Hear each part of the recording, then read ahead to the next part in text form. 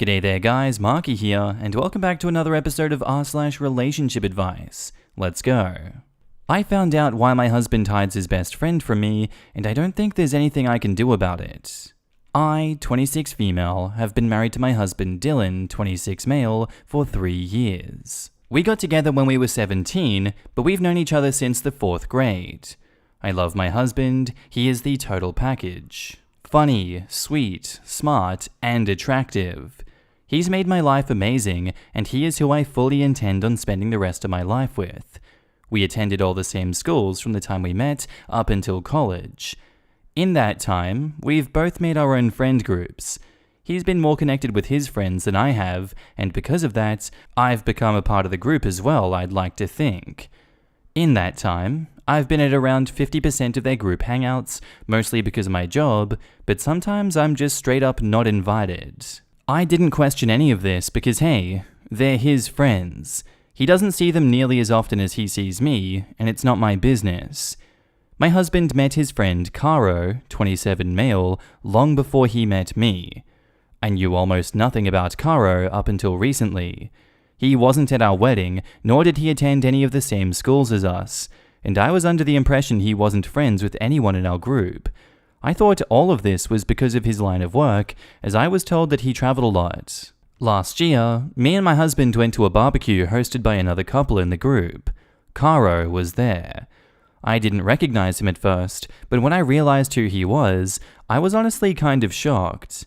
I'd seen him in person before, but he always kept a very, very good distance from me, which I'm realizing now was intentional. Anyways, he's totally stunning. He looks like he could be a supermodel. When I attempted to make conversation with him, he seemed really nervous and totally shut me down after a few sentences. When I mentioned this behavior to anyone else, they also shut me down, saying things like, "That's just how he is," or "Maybe you said something that offended him." In short, no one would tell me anything about Caro at all. Any conversation that involved him was a no-go. At the end of that night, I tried talking to Dylan about his behavior. He told me that Caro didn't like me. I was confused because I'd hardly seen him in person at all, let alone actually talk to him. The excuse my husband gave was that he disliked me because I cheated on my husband once in college, and Caro was too stubborn to let it go. I've seen Caro less than a dozen times since then, mostly at birthday parties, huge get-togethers, and on one occasion he came to our house to watch a football game with my husband and a few of their other buddies. Anyways, a few weeks ago my husband went fishing with his cousin. That same night, I had some of the girls in our friend group over for a girls' night type thing. Lily, 24 female, was scrolling through some social media. I was glancing over her shoulder when I saw a selfie of Dylan and Caro sitting next to each other in a hot tub. The selfie had been posted maybe 30 minutes ago. I asked Lily about what I had seen, and she went pale. She tried saying nothing, but I snatched the phone from her and went to the profile that posted the photo. The profile belonged to my husband. It was a private profile, and scrolling through the photos, most of them were dirty jokes or memes, but the rest of them were photos of him and Caro. Either they were hanging out alone, or with the rest of the group, minus me. Most of the photos, they seemed way too close, too touchy, or doing things that seemed too personal or intimate for friends to be doing. I spent a good 10 minutes looking before I couldn't take it anymore. I was horrified. All the photos were dated to nights that my husband told me he was working late, hanging out with his relatives, or times that he'd told me he was doing something else, and obviously hangouts I wasn't invited to. Lily just sat there looking dumb. She didn't say anything, but all the girls were looking at us like a bomb had just gone off. They clearly knew what I had seen, and their reactions were enough to confirm exactly what I was afraid of. I was livid. I started yelling. Lily was crying, and the rest of the girls were freaking out.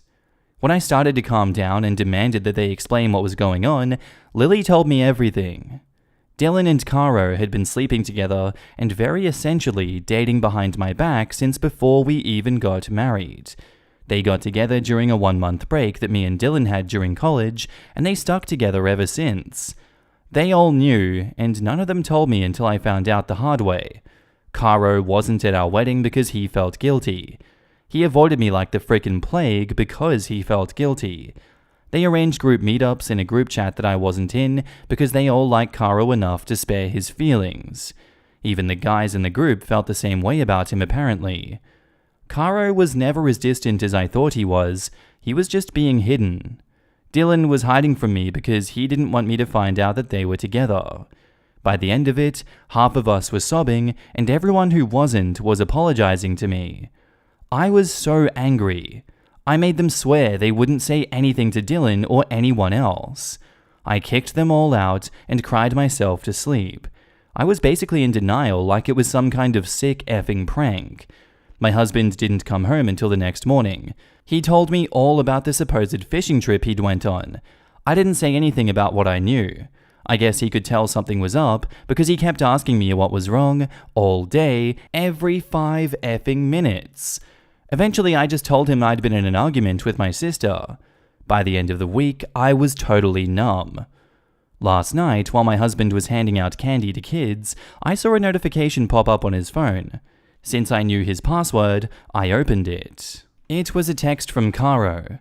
I looked through the conversations they'd had, and it confirmed everything. It was devastating.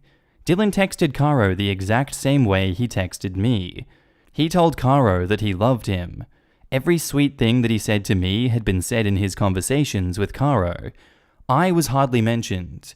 I put his phone back before he noticed. Dylan is at work now. I don't know what to do.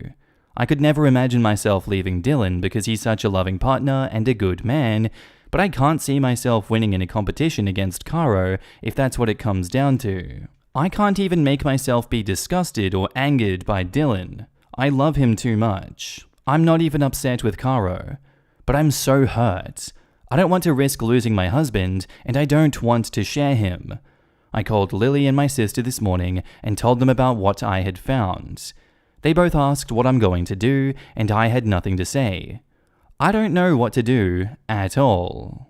In the comments, this is devastating. They all lied. They all betrayed you and stood by and said nothing while they all knew.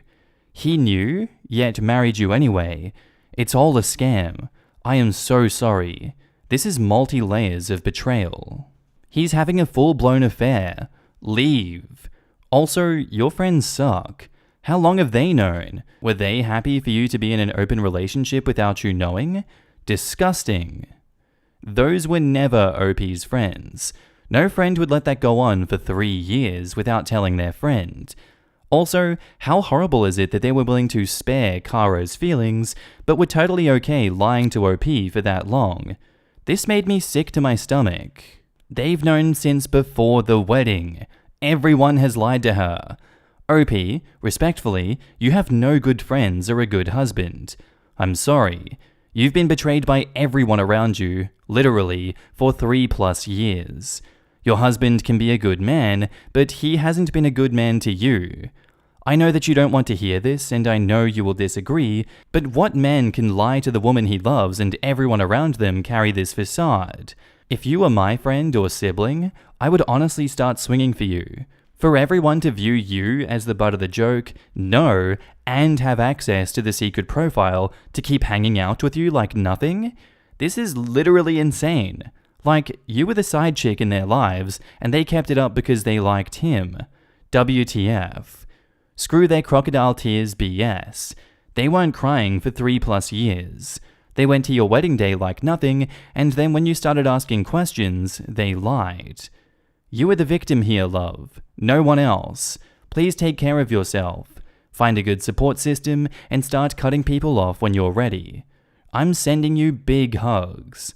I'm sorry doesn't even cover this. And now on to the update. Hi, I really appreciate the support and advice I was given on my last post. Dylan came home last night at around 10. I had a whole speech prepared to confront him with, but I could only end up saying, I know about you and Caro. I'll spare the details of the conversation because it's still raw, but he left around midnight. He only took a few of his things.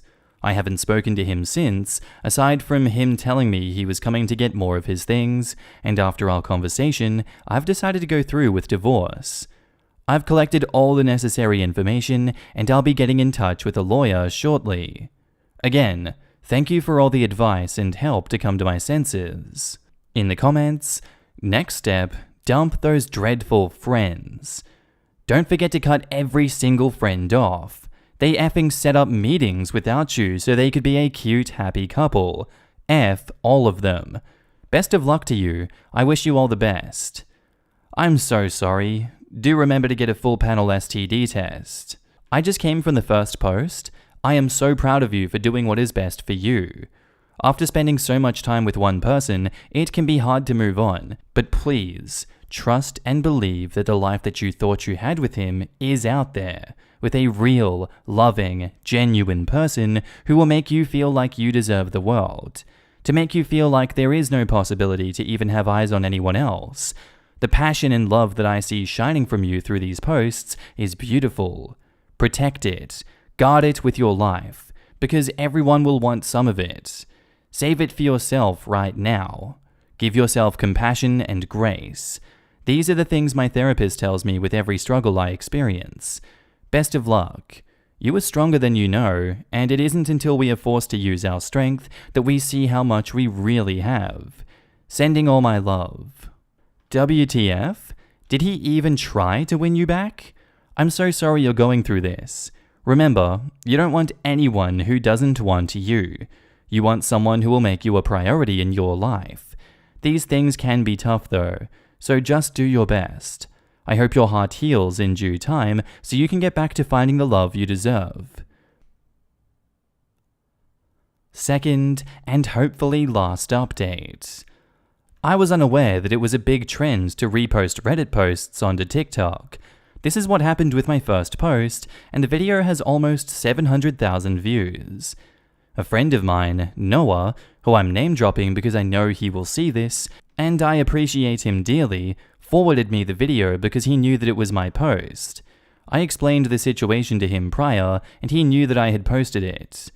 There are several things that I want to address, and I ask that whoever made the video, because they clearly use Reddit, posts this too to clear my name. Everybody in my life knows by now, so I see no harm in addressing you personally. To recap, yes, I am leaving Dylan. No, I did not actually cheat on him. It was a huge misunderstanding between the two of us that led him to believe and tell people that I cheated. I don't even know if what he told me about Caro's dislike for me is or was true. No, I'm not going to sue him for everything he has. I will no longer be speaking to anyone from that group. I may have been naive, but I am not stupid. No, I still do not know why they chose to betray me like that, and I don't intend on finding out.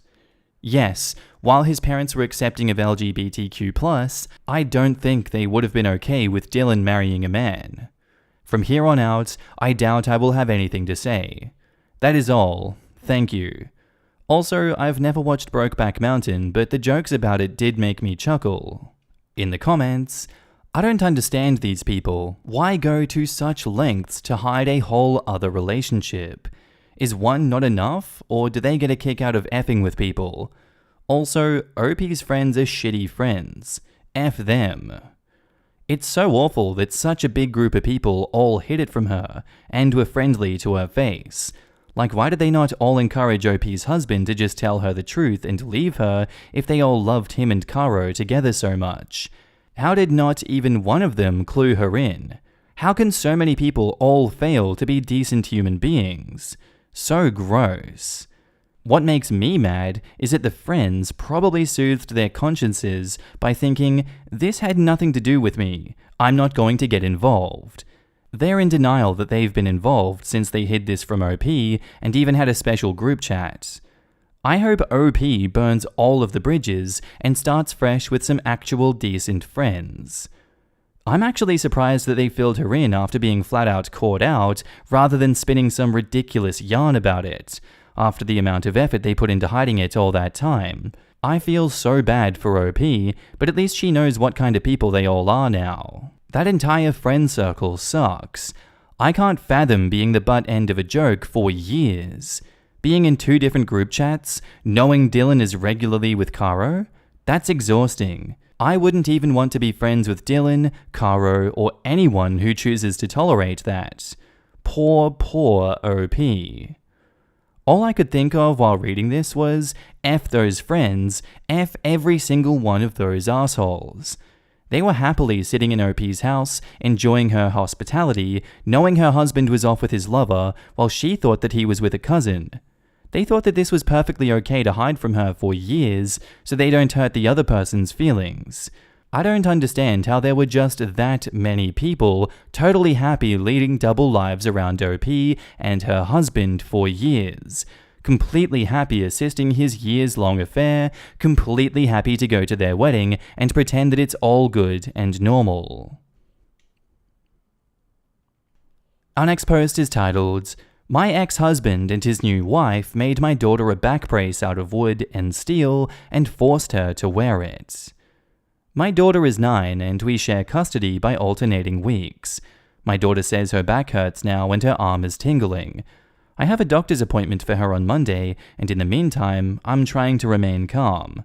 I confronted my ex-husband about it, and all he would say was one text message where he says his new wife didn't like how my daughter slouched at the dinner table. They aren't doctors, and there's nothing wrong with her that she needs a brace. I frickin' want to kill both of them. Is there a way that I can get a quick court date or see a judge? Because I don't want her going back there.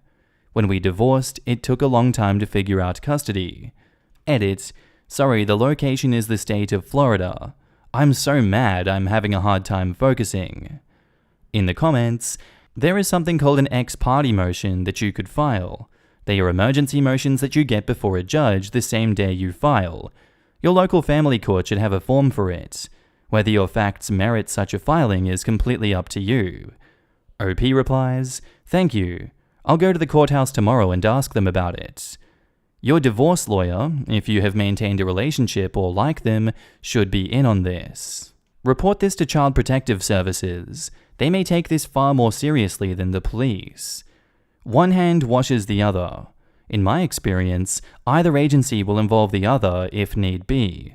While I upvoted the advice to call the police, it wouldn't have been my first stop. OP said they blew her off. It's just a middleman.